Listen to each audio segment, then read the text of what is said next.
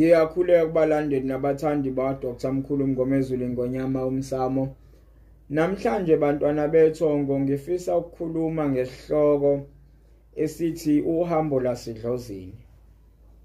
Bantwana bedlozi ngikhuluma nje ngifisa kakhulukazi ukukhuluma nabantwana abakulolu hambo. Ngiphinde futhi ngiqinise nakubantwana abamenyiwe nabaqalayo abaliqalayo lolu hambo. Uhambo lasedlozini luhambo olunzima. Luhambo olungadingi umuntu ongakwazi ukubekezela. Luhambo elidinga ukuba umuntu ahlome ngesikhali sokwethemba, ahlome ngesikhali sokubekezela nenhlonipho. Ngoba kulolu hambo uhambo olude abaningi abafinyeleli ekhaya. Abaningi bayaqala lolu hambo betshakadula kuhle kwamathole. Kodwa bethi bengabaphakathi kwayo ngenxa yobude nobunzima bendlela. Abanye bahlehlele emuva, abanye baphelelwa ithemba. Uhambo lasedlozini bantabami luhambo olukhungu ngoba luhambo likamoya enyameni. Luhambo lemfihlakalo enyameni. Lana obizelwa khona emzimeni ukuze ukwazi ukuqonda ubunzima. La obizelwa khona ebunyameni ukuze ukwazi ukuqonda ubumnyama ukuthi buyini. Baningi abahambile ngalendlela. Abanye babo babekezelile kwaze kwafika la bethwesa khona imiyezane beliphothula lolu hambo. Abanye bashiya phakathi babalekela enkolweni ngoba kuyilibanga. Kulendlela kukhona izinto ezike engizibukile kuleminyaka ngenza lo msebenzi wabantu abadala ngihleli kulolu hambo. Sekukuningi engikubonile. Ngoba umsebenzi engiqale ngimncane kakhulu, owangehlela ngisemncane kakhulu. Sengithe ukubona ngahlala kulendlela yethongo. Indlela lena engamdinga umuntu ongakwazi ukuyimela. Indlela lena engamdinga umuntu oseno ukuthi abantu bazothini. Indlela edinga umuntu okwaziyo ukuyidela, umuntu okwaziyo ukulalela, abe nesifuba, akwazi ukugcina imfihlo. Ngoba kulendlela indlela yomuntu okwaziyo ukuyilawula, alawula imizwa, alawula ingqondo yakhe nokuziphatha kwakhe. Kulendlela abantu abami kufuna niqonde ukuthi uma umntwana wedlozi awuhambi nomngani. Kulendlela yedlozi baningi abaqalile befuna ukusekelwa, kushayelwa ihlombe, awushayeli ihlombe kulendlela. Kulendlela uvivinywa ujikelwe umhlaba, ujikelwe uzijikelwe na umndeni. Ngisho abazali uqobo. Ngoba la usuku umenyelwa khona, umenyelwa emfihlakalweni abantu benyama abangayiqondi. Abanye kuze kuthiwa bayahlanya. Ngoba izinto ezisuke sezenzeka kwanabo suke bengenamandla okuyiqonda. Ngoba isuke isibamemile, isuke inhlanzi sishelwe ngamanzi, kungasekho ukunqaba, kungasekho ukujikeleza. Sekufanele manje alithabathe lolu hambo. Alithathe leli geja lishisa linjalo libeke emhlane. Ngoba sathunyelwa ukuba izigijimi zedlozi. Ukuba siyofika begula abantu bephile. Ukuba siyofika kuqatshenwe. Sifike sisombulule. Sikhipha umbhulo, sikhipha umhlahlo, anuka umthakathi kuxazululeke. Siyawufika emzini yabantu kunosizi. Ngokufika kwethu sifike sibe ukhiye wokusombulula lenkinga.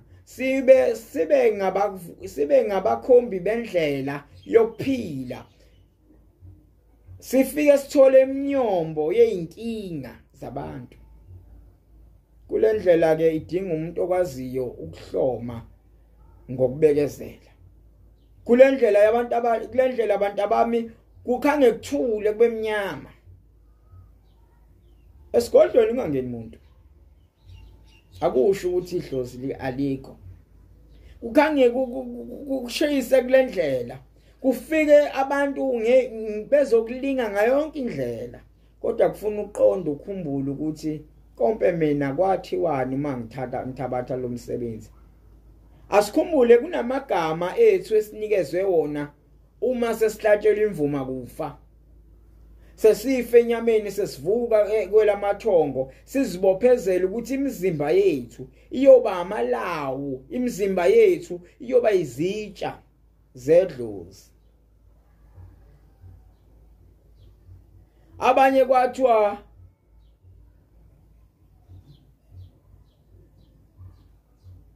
unhlahla yezwe.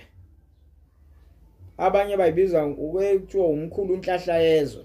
Lo muntu akakuqonda ukuba emhlabeni kumele ukuba avulele inhlahla, avulela abantu. Angabi nomona wokuthi abantu abasizile baphumelele nabaphumelele.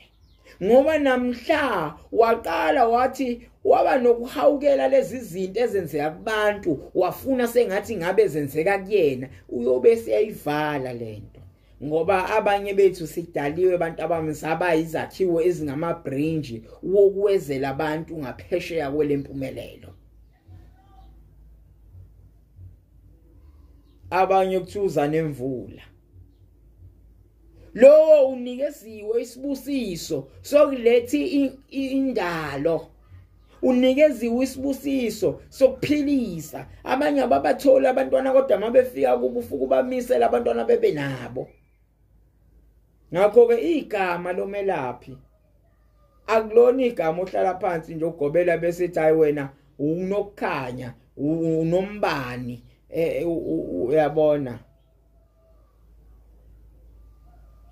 uMandledlozi ubheki impi.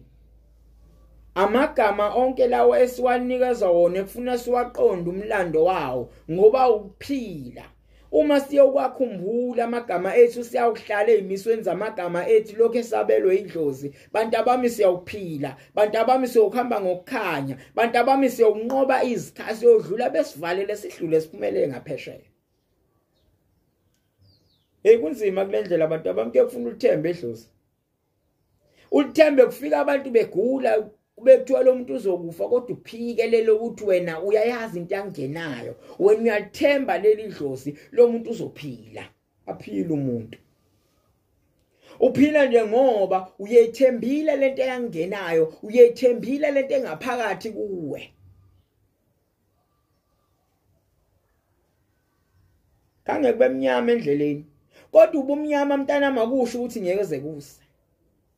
Hakufuneki uhambe ngendlela yokubuka izinto zabanye kulendlela abantu abami. Hamba ngendlela yakho, hamba ngebanga oliphiwe. Omunye namhlanje wathwasa amathwasa kangeni. Kodwa ayethwase nabo badonsa ngamathwasa elishumi kuyaphezulu. Linda, hamba ngendlela mntanami onikezwe. Hamba endleleni yakho. Gcina lokho okuphiwe nokunikeziwe ngoba ukufuna lokho awukwazi ukuthi kunani. Uma singaqonda lokho angeke sahlala sibe nenzondo endleleni, angeke savukelana kangaka.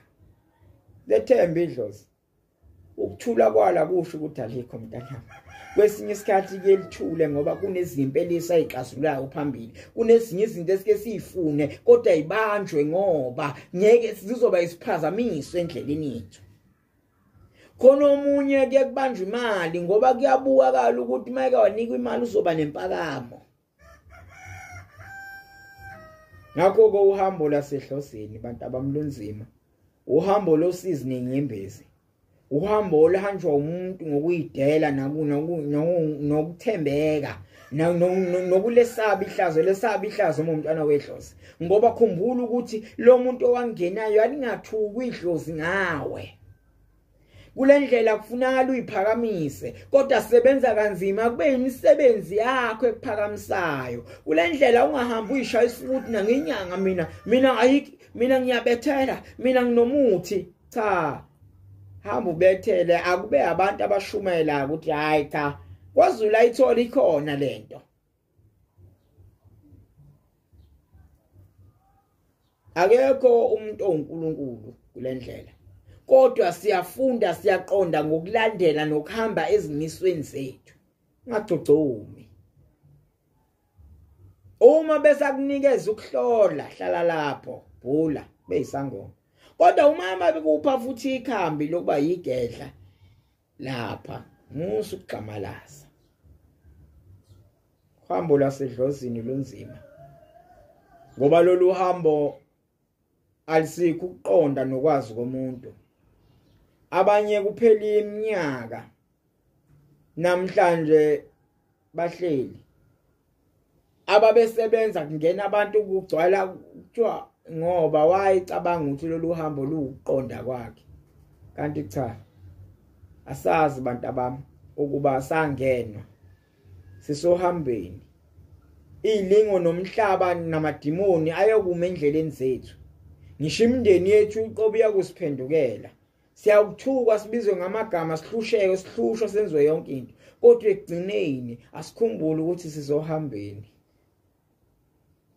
yebo kuyoba khona izikhathi lana kuyokwehlela khona zonke izinto zenzeke kalula phathi imali ivume ulaphe kuvume kepha kuyoba khona isikhathi la kuyokhuphukela khona ukukhuphuka nokuthula nokubanzima kusho ukuthi sebekulahlile hloma ngethemba mntanami lethemba idlozi uma ulethemba idlozi ngaphezulu kwayo yonke into udlula bevalile udlula befungile ngoba lento eyangenayo uyakholelwa kuyona ngoba lento eyangenayo iyaphila kuwe abanye bethu namhlanje banenkinga ngoba lento eyabangenayo abayazi lento eyabangena abayiqondi ngakho kulolu hambo lwethu labantu abadala luhambo olukhuni luhambo olujulile ngakho ke mntanami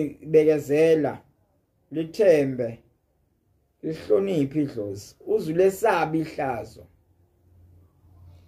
musu ukuhamba uyinwebe uyishaya isifuba uthi umkhulu wena kodwa akube abantu abakudumisayo ngemisebenzi yakho ungabufuni ubukhulu asidalelwa ngobukhulu kulendlela asizile kwimayini asizile kuzibingcebo kepha sizisebenzi nezithunywa zikaMveli ncane